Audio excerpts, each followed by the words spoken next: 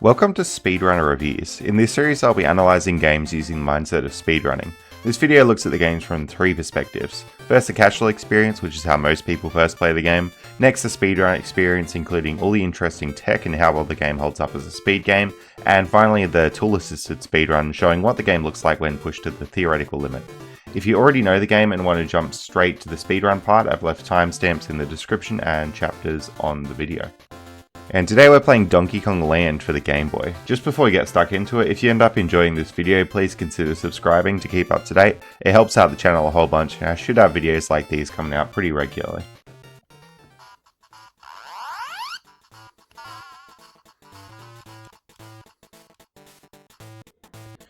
Now, the basic premise of this game is it's essentially Donkey Kong Country, like that, but on the Game Boy instead. So making it a bit more accessible for people who maybe don't have a Super Nintendo or really like Donkey Kong Country and want some more of it. One thing that I find really impressive is they didn't just port Donkey Kong Country across, they made a whole bunch of new levels for Donkey Kong Land, and it's essentially considered a different game. So if you play the first couple levels, you might think there's nothing really new here since Donkey Kong Country, or even Donkey Kong Country 2. But once you get into World 3, you're going to find a whole bunch of new levels that weren't really seen in the original games. You have this one where you're like climbing up the cliff. There's also this really cool level where you get the Kong letters, but instead of using them for the normal Kong letter purposes, you actually build a bridge with them and then have to like jump across the K, O, N, and G to get past the level. Really cool premise. And you also come across levels like this with this funky platform puzzle. It's the thing where you like jump on it and then it goes 90 degrees the other direction, and you can sort of like solve the puzzles like that. Personally, I don't really like this level because it's a bit frustrating to control, but it's pretty cool they did add something extra on top of the source material from Donkey Kong Country on the SNES. Now, I'll be honest, I was hesitant about covering this game on this channel, and I thought, I'll cover this game when pigs fly. Now, pigs actually do fly in this game, hence we're going to be looking at it today. Jokes aside, I only played this game recently and it was actually pretty enjoyable. If you like Donkey Kong Country, you're definitely going to like this, especially if you can get past the lower quality graphics compared to the Super Nintendo. They did still pull off some really impressive stuff, like this level where the background scrolls kind of reminds me of Battletoads a bit, unsurprisingly since both these games are Rare.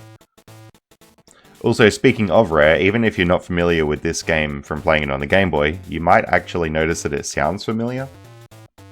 And the reason you might notice the sound effects is that they're actually used in Banjo-Kazooie. When Banjo plays the Game Boy, it's playing Donkey Kong Land. You can't really hear the music, but it definitely is the same sound effects from the game. Now, given this Banjo cameo, the popularity of Rare, and the popularity of Donkey Kong Country as a series, you would think this game would be really expensive, but it's actually not. Like, it's so cheap. It's like $20–25 for a loose cart, and even if you want it in the box, you're not even paying $100. Compare this to other Game Boy games today, especially the notable ones, and they're going to be costing you a lot more. In fact, just a couple months ago, I bought mine from the legendary Cashies, an Australian icon. I bought this for $25 loose cart just a couple months ago. So if you're looking to get into this game, it's going to be pretty easy to pick yourself up a copy. I will give you a little pre-warning, the controls can feel a little bit janky in Donkey Kong Land, especially if you're used to Donkey Kong Country. Just some stuff with momentum doesn't quite work how you feel it should work, but it's still an enjoyable play nonetheless. And it still has that thing that's so good about the Donkey Kong Country series, which is it has 100%. So you can go into all these bonus stages, if you find them all you get 100%, or you can just play the game any percent. It's completely up to you how you want to play the game. Sort of works both ways. If you like platforming, it's great, and if you like adventuring, exploring around, it's also great. Really cool they pulled that off in 2D in this series. And it's also worth noticing, it's actually a trilogy of games. I haven't played much of Donkey Kong Land 2 or 3, but from what I can see, they're a bit more similar to the SNES game, so not as much new there to explore. That being said, I'd highly recommend checking out any of these games, just to see what it's like. Definitely worth your time.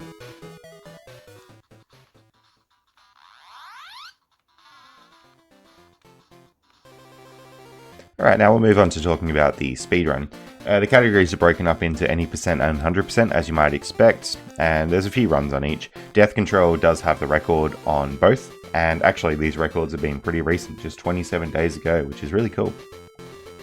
I think part of the reason the record is so recent is because there was a new super jump glitch found recently, which we'll talk about later, but it's really cool to see that it's still quite active.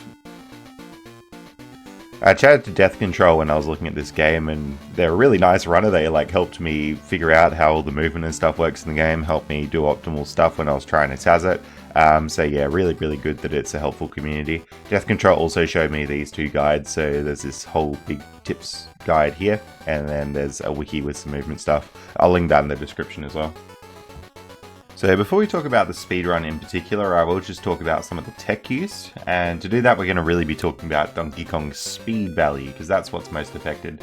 So I've just blown that up down the bottom there, and you can see that Donkey Kong normally moves at 56 or minus 56 or whatever. And if you roll or hold the run button, Donkey Kong will speed up. So holding the run button there makes Donkey Kong go up to 90, and that's sort of the speed we're going to be targeting through a lot of this. Now one thing you might notice pretty quickly is that jumping is slow. So if I jump, Donkey Kong goes back down to 68. But you can speed up by bouncing off an enemy. So if you can jump and chain enemy bounces, you would go up to 90 speed and sort of maintain that through the air. Now, of course, the optimal thing would just be to never jump, but it's a platformer, so jumping sometimes going to be necessary. One thing that you can do is you can sort of uppercut an enemy by running at it and jumping through it. Pretty hard to pull off though. But by doing this uppercut through an enemy, you can basically start your jump with 90 speed rather than a normal jump, which would have like a 68 speed or something like that. Pretty useful stuff. Of course, with uppercutting enemies, you get a bit of a trade-off. If you do it too late, well, you get hit by the enemy. Too early, you just jump over the enemy. So it's used a lot more in Taz, but RTA only uses it sometimes when it can get away with it and when the runners are consistent at doing it. And there is also a little landing animation that Donkey Kong does when he lands on the ground, and you actually can't be damaged by enemies during this, so it can be pretty consistent for getting uppercuts too. Now the next thing we need to talk about are fast rolls and slow rolls. When you start out a level or start out a room, Donkey Kong's first roll will be slow. 6A is the speed there, whereas if you roll normally, the roll speed will be the same as the run speed at 90. So there's something going on making Donkey Kong have a fast version and a slow version of the roll, and it all depends on our little watch here for fast roll. You can see here fast roll is 0, so when I do my roll it'll be slow, but as soon as you're holding down the run button, fast roll goes up to 20. And you can sort of increase or decrease this, so if you let go of the fast roll, if you let go of the run button and stuff, or don't do stuff properly, you'll lose the fast roll. There we go, back to 0. And then as soon as I roll again, my first roll is slow, but then any future rolls are fast.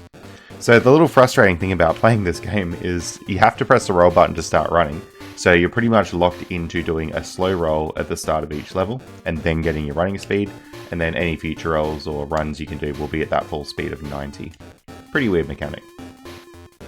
This can make it a bit jarring to play this game, because if you're running as Donkey Kong and expecting to roll, it feels really slow. So playing casually, you can get pretty frustrated not having consistent roll speeds. But if you sort of know this mechanic sitting under the hood, you'll know that as soon as you're holding the run button and you've got those fast rolls stacked up, you'll pretty much always have fast rolls from that point on after the first roll of the level. Now I will note that this F roll thing I've been talking about is usually referred to as RSP by the running community, Run Speed Persistence. Now while we're on the topic of rolls, it's worth mentioning the normal speed cap in the game is 90, even if you're like going down a hill you're pretty much locked at 90, and even if you roll through enemies you're pretty much locked at 90. And normally you wouldn't use slow rolls because they're pretty much locked at that lower speed, as we talked about before. If your RSP is low and you start a roll, that roll doesn't go the full speed. But something really cool happens if you do a slow roll through a bunch of enemies. Your speed cap can actually go beyond the maximum speed cap. You'll see there it hit A2 briefly, and if I can space it out well enough, which is kind of hard to do, it does hit A2 when you go through a bunch of enemies. So each time that you go through an enemy with a slow roll, it actually does increase that speed cap a bit, and then you can sort of bump it past that maximum speed cap of 90. The downside to this is you have to start from a slow roll, so you actually have to start this whole process at a lower speed than what you probably could have been at. But still, you can go beyond the maximum speed cap, so if you ever have a big chain of enemies like that, you can see there I'm sweeping through them all at a speed of A8 rather than a speed of 90, and if you could chain that for a while, you would actually gain beyond the speed cap and save yourself a bit of time. The other little thing to mention there is just that it can help you sometimes make harder jumps as well when you do that, just because you're rolling at A8 maybe off a ledge, and then you're going to be making the faster jump after being off that ledge. So it's pretty niche tech, but it is pretty useful in some situations. Now the other thing to talk about is coyote jumping. When I did the Crash Bandicoot video, I talked about spinning off an edge and jumping out of the spin. Same thing can happen here. So you can go off an edge and you can jump out of it pretty much. So it's a bit of a weird mechanic, but it does make the game a little bit safer to play. If you can jump after coming off an edge, then you don't have to worry about missing your jump input because you've left the edge or something. It's kind of cool that they programmed it like this, and I actually like to program games like this sometimes as well. Rolling obviously helps a little bit, but you don't even need a roll to do it. You can literally just jump out of the air when you've jumped off an edge. Now, if you're familiar with Donkey Kong Country, you might know that you can swap between Donkey Kong and Diddy Kong here. In the SNES version, Diddy Kong's usually a bit better, but in this version, Donkey Kong is actually better overall. Now, they're mostly pretty much the same character, just with a few differences in picking up objects, but Donkey Kong can jump on those bigger, heavier enemies and kill them, so Donkey Kong's usually the optimal play for the entire speedrun. But all the movement tech here still sort of works with Diddy Kong that we're talking about. It's a little bit of a downgrade from the SNES version. You can't see Diddy Kong, I'm assuming because that would just be too many sprites on screen, but it's literally just the select button to swap out between the two. Funnily enough, this is the same method used in Animaniacs on the Game Boy, although in that game they add vertical displacement to when you swap, which causes it to be very, very broken. Now, as far as I can tell in Donkey Kong Land, swapping doesn't ever have really shenanigans, because it's a pretty clean animation swapping in and out, no real collision break in there. At least not yet. Now the next thing we got to talk about is vertical speed conservation. So we're going to add a little watch here for Y speed and have a look. Normally Y speed is 0, if you're jumping it becomes negative, and if you're falling it becomes positive, pretty straightforward. If you fall off a ledge, you can see here the Y speed sort of goes down and then it resets. So Donkey Kong's falling off a ledge is normally pretty slow. It takes a little while for him to hit the ground. And that's actually bad, because if you're running, then you're going at a slow speed while you're falling on the ground. You can see it drops from 90x speed down to 68. You don't want to be in the air, that's just the key thing with this game. One thing that you can do, which is really cool, is you can actually roll off a ledge, and then your Y speed gets set to 4,4. And now, what will happen is if you roll off the next ledge, or sort of just jump off the next ledge, or whatever, so it's still set to 4,4. If I fall off the next ledge, then Donkey Kong's going to fall pretty quickly. I think you have to roll. But you can see, rolling off the ledge, Donkey Kong falls down a lot quicker than if I had normal Y speed and I was trying to roll off the ledge. He would sort of gradually fall down. So you can roll off a ledge to preserve your speed, like that, 4,4. And then if you do a roll off another ledge, you'll keep that 4,4 speed preserved, and Donkey Kong's going to fall down really quick no matter what. You can also see it on this ledge here. Falls really quick if I roll off, but if I don't have that speed preserved, sort of just falls really slowly when we roll off. So it's pretty interesting that speed conservation works like that, and it can save little bits of time across the run and across the TAS. But that's not all that Y speed conservation can do. It's a little bit of a tight timing, but if you can sort of land and hit the roll and then jump button as you're landing like that, you'll notice that I've got speed conserved. That speed is conserved at -7, which is vertical. It's a bit weird. So what happens if I roll off a ledge? Yeah, that. So this is called a super jump, and you could use it to basically just jump very high in a lot of circumstances. So what's happening when you do this glitch is you're trying to like hit the jump and the roll button when you land on the ground. And what's happening is you're rolling, and the game wants to make Donkey Kong jump, but when it's trying to make Donkey Kong jump, it sort of gets cancelled off. So yeah, if we slow it right down, you sort of jump, and then you get a roll, and you're trying to jump. That roll takes over on top of the jump, but it still sets the Y speed as if you're doing a jump. Now, a normal jump out of this state won't do anything interesting, because Donkey Kong would normally start a jump there. But rolling has sort of a lower gravity. So if you roll off the ledge, it's still going to apply that normal jump speed, but it's got the roll gravity. Roll off a ledge, bam, there we go. Right up to that tree, which is a jump that you definitely couldn't make under normal means. This glitch was only found very, very recently. And if you look on the wiki for speedrunning stuff here, you can see this YouTube video is really, really good. It's actually by Death Control, who's the world record holder. And this video was posted 4 months ago. So super jumping is an incredibly, incredibly recent glitch. It's not in the current published TAS, and it's only just started to be used in runs, which is why I'm presuming that some of these new world record runs are from 27 days ago and 3 months ago, because super jumping had just been found. Other thing to mention is that super jumping doesn't really work if you try and set it up using a fast roll. It just won't do it. So you do have to sacrifice some movement speed to set up a super jump. So it's only really useful if you really do need a super jump to save some time. But it's going to happen all over the run. Now, funnily enough, Donkey Kong Land is not the only Donkey Kong game with a glitch like this. In the super jump glitch, you're stacking the jump initial speed with the gravity from the roll. But in a game like Donkey Kong 64, we can do a glitch called a moon kick, where you can stack that move's gravity with this move's speed.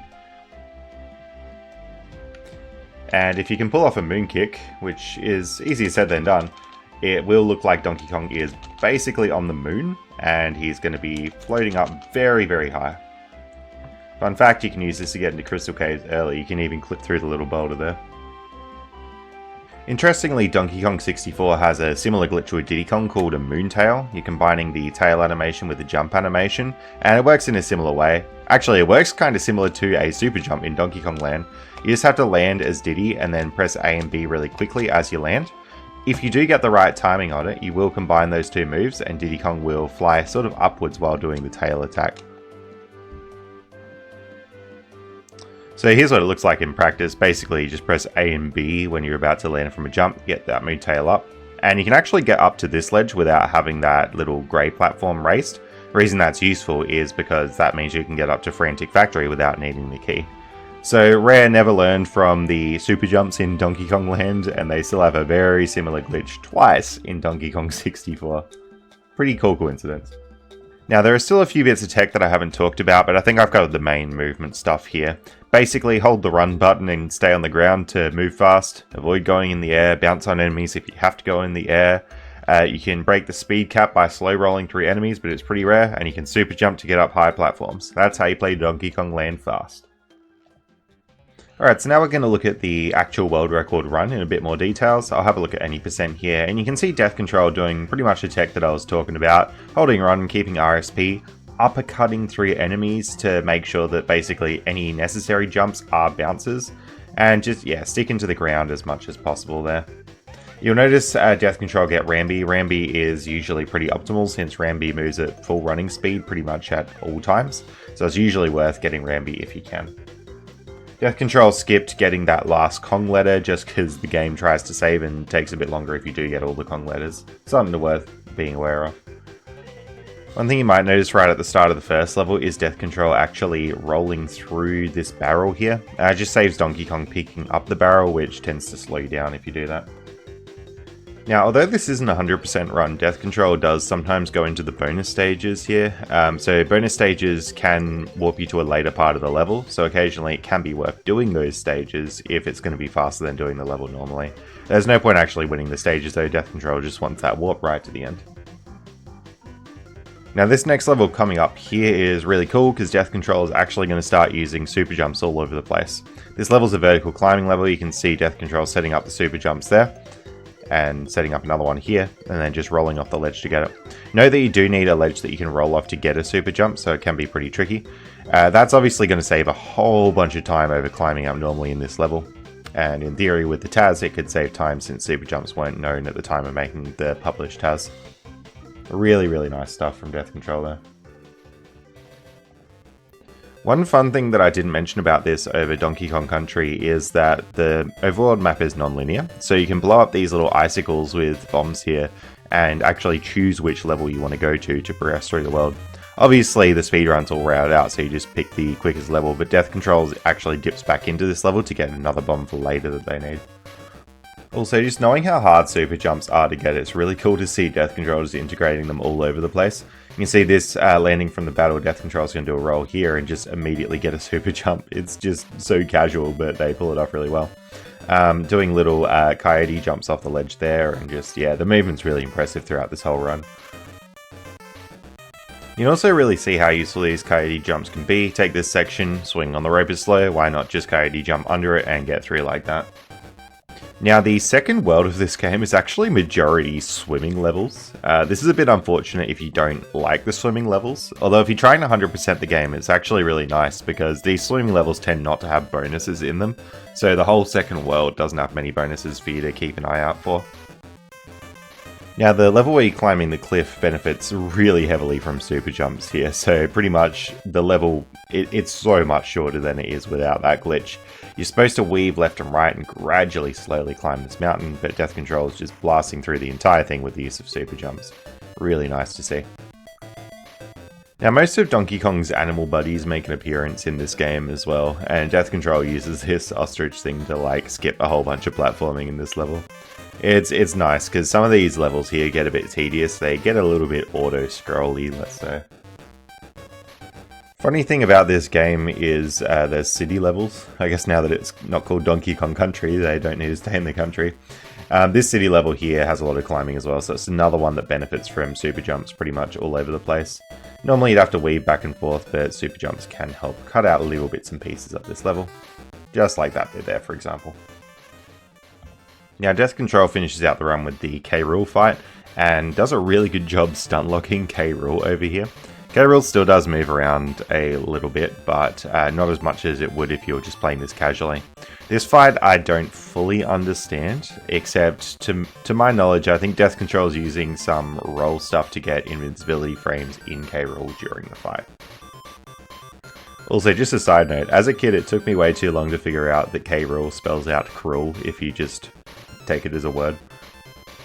But that's the RTA run done. 100% is pretty similar, so I won't talk about that too much, but definitely an impressive run to watch, and it would be a fun one to pick up in my opinion. The movement seems pretty rigid, like fairly black and white, you either do something or you don't, so it can be a nice game to really pull down the time and get it close to summer best. We can see here Death Control is essentially playing within 30 seconds of the summer best, which is amazing for a 30-minute run.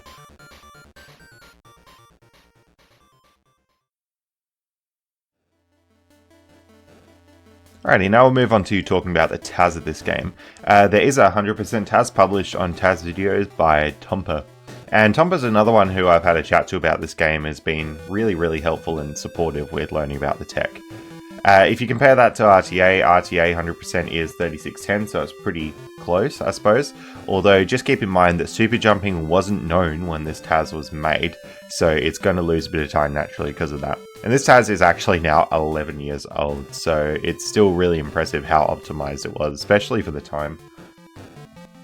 Now, I'm actually not going to spend too much time talking about the TAS in this video. The reason being is just that the TAS is pretty similar to RTA. You can see Tommy here pulling off all that movement tech I was talking about, and there's nothing extra in the TAS. All the TAS tech is pretty much the same as RTA. Only difference is Tompa is doing it very optimally. So 100% requires going to all these little bonus stages, but it does not require collecting all the Kong letters, so Tompa will still be skipping those. That's pretty much all I'll really say about this TAS, since it's pretty similar to RTA.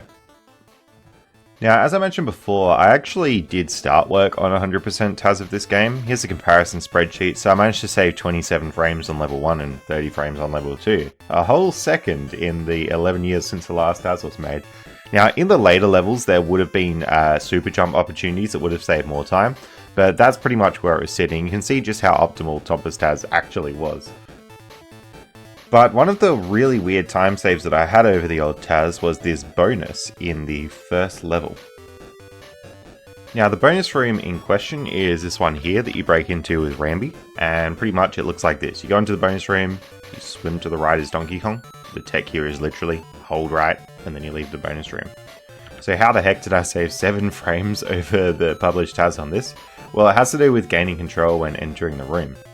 So pretty much Donkey Kong here will start movement the frame before he comes on screen, so the frame before it's visible. You can see that with DX being 16 there. And I was able to get that by letting go of right, weirdly enough, when coming into the room. But if I press right, then Donkey Kong doesn't move. And in fact, he doesn't move for a really long time until like 7 frames later. So yes, that's how I save time. By slightly altering my movement when coming into the room, which is really weird. In fact, you can also see it here. I did a big jump, and if I did a smaller jump, my DX is 16 coming into the room. If I did a smaller jump leading into the room, Donkey Kong actually wouldn't move until 8 frames later. So just depending on the slight conditions of when you come into the room, you may be able to move straight away, or you may be able to not move straight away. And it pretty much always seems to be a 7 or 8 frame delay when you come into the room, if there is a delay at all.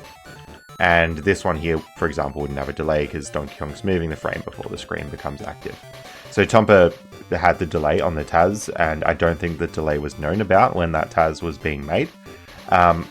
But yeah, I managed to not get the delay, which is how I saved time in this room. So the really awkward thing is, when we got to level 3, it sort of worked in reverse. I had the delay coming into the room on level 3, and Tompa didn't. And I actually couldn't find any way to get rid of that delay, no matter what I changed about my movement coming into this bonus stage. So pretty much I was going to lose 7 frames there, and I really didn't know how to save those 7 frames. And even if I found a way to save them, what's to say the next bonus stage wouldn't have the exact same issue there. So me and Death Control were actually working collaboratively on this TAS, and that's how I was able to get it be really optimal with Death Control's help. But yeah, this pretty much burnt me out on it, and yeah, this is where the progress got stuck a couple of months ago, and this is pretty much where it's sitting now. If we can figure out the bonus room delay thing, then it could be worth picking up the TAS again and trying to finish the 100% run optimally. But currently where it's sitting, this glitch is frustrating me enough that I don't want to continue on with it right now.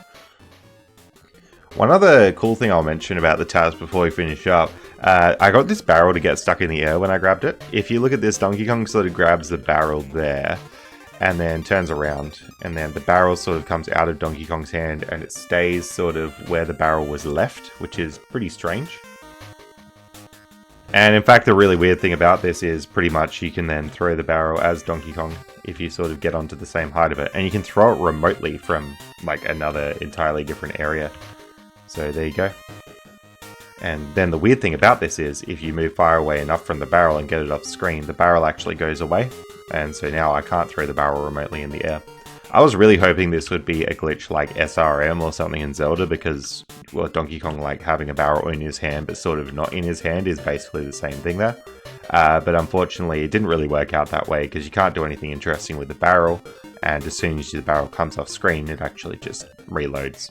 So that glitch was kind of cool, and it visually did stay in the TAS, at least the progress that I had so far, but can't really find any uses for it right now. Anyway, that's going to be it for this video. Really big thanks to Tompa and Death Control for contributing on the TAS, and both people for just helping me out with the tech. It can be pretty confusing coming into a new game and not knowing all the tech. That's going to be it for this video, and thanks so much for watching.